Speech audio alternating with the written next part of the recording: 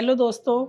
मैं सुनीता सिंगल अपने चैनल एस्ट्रोलिंक में आपका हार्दिक स्वागत करती हूँ और शनिदेव से ये प्रार्थना करती हूँ कि वो आपके घर में सुख शांति बनाए रखें। मेरा जो आज का टॉपिक है वो है संतान का ना होना। आजकल की जो युवा पीढ़ी है वो बहुत पढ़ी लिखी हो गई है, इसलिए लड़का और लड़की जब विवाह करते हैं तो उसके बाद वो सोचते हैं कि हम 2-4 साल तक तो बच्चा पैदा करेंगे ही नहीं, 2-4 साल तो हम अपनी लाइफ जिएंगे, उसके बाद ही हम अपने फैमिली को आगे बढ़ाने की सोचेंगे। लेकिन दोस्तों, कई बार ऐसा नहीं हो पाता कि जब वो कोशिश करते हैं कि अब हमारी फैमिली आगे बढ़े तो उनको संतान प्राप्त नहीं होती और वो बहुत कोशिश करते हैं। फिर उसके बाद वो डॉक्टर के पास जाते हैं, डॉक्टर को दिखाते हैं, डॉक्टर तरह तरह के टेस्ट करता है, तरह तरह की उनके इलाज करता है, लेकिन कोई भी उनको फल नहीं मिलता। डॉक्टर कहता है कि लड़के में भी कोई कमी नहीं है, लड़की में भी कोई कमी नहीं है, लेकिन रिजल्ट बिल्कुल ज़ीरो। उसके बाद वो लोग जो है ज्योतिष पे विश्वास करते नहीं हैं, क्योंकि वो कहते हैं कि हम इन चीज़ों पर विश्वास नहीं करते और वो सीधे डॉक्टर के पास पहुंच जाते हैं IVF कराने के लिए।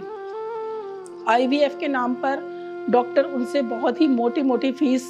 वसूल कर लेते हैं और मतलब जब IVF करते हैं तो फिर उसकी कोई गारंटी भी नहीं होती कि उससे उनको बच्चा कंसीव हो ही जाएगा। तो मतलब अगर आप इस चीज़ पर विश्वास नहीं करते तो आप मेरे कहने से, अगर आप ये वीडियो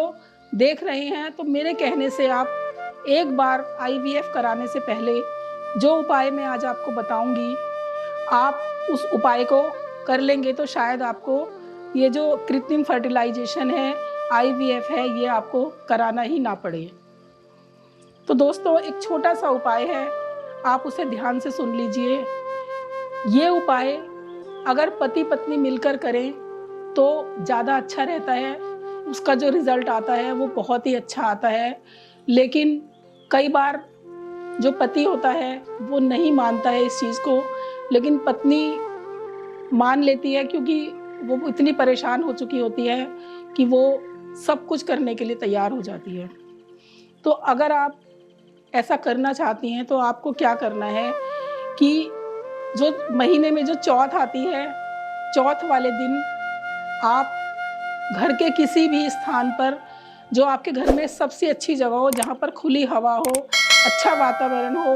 जहाँ पर खिड़कियाँ रोशनदान अच्छे हों, वहाँ पर आप एक आसन बिछाकर बैठ जाइए। आपको करना क्या है कि एक कटोरी में थोड़ा सा गाय का दूध और एक कटोरी में गाय के दूध की दही, ये लेकर इसे एक बर्तन में मिक्स कर लीजिए अच्छे से, और दो आप छोटी छोटी थाली ले लीजिए और आप एक छोटी सी गणेश जी की प्रतिमा ले लीजिए और आप उस स्थान पर बैठकर जो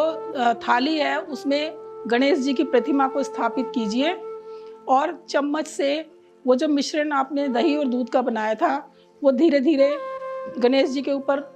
उसको अर्पित करते जाइए और ओम नमो गणपते नमः, इस तरह का आप उच्चारण करते रहिए। और ये आपको 101 बार करना है। 101 बार जब आप इसको कर लेंगी तो गणेश जी की मूर्ति उस थाली में से निकालकर एक कपड़े से साफ करके आप उसको दूसरी थाली में रख लो और एक कटोरी में थोड़ा सा सिंदूर घोलकर आप गणेश जी को सिंदूर, अपनी जो आपकी अनामिका उंगली है उससे गणेश जी का टीका लगाते जाइए और ओम नमो गणपते नमः का जाप करते रहिए। ये विधि भी आपको 101 बार करनी है। जब आप ये दोनों काम कर लेंगे तो ये जो मिश्रण है और ये जो सिंदूर बचा हुआ है, इसको आप एक बर्तन में इकट्ठा करके और किसी पौधे में डाल सकते हैं। इस उपाय को आपको कम से कम 11 चौथ करना है और ये उपाय आप करके देखिए, आपको IVF कराने की ज़रूरत ही नहीं पड़ेगी। आप मेरे कहने से ये उपाय कीजिए, आपको 101% इसका रिज़ल्ट मिलेगा।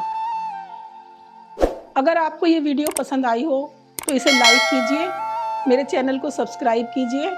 और अगर आप अपनी कुंडली का विवेचन मुझसे कराना चाहते हैं तो नीचे दिए हुए नंबर पर कांटेक्ट कीजिए। धन्यवाद।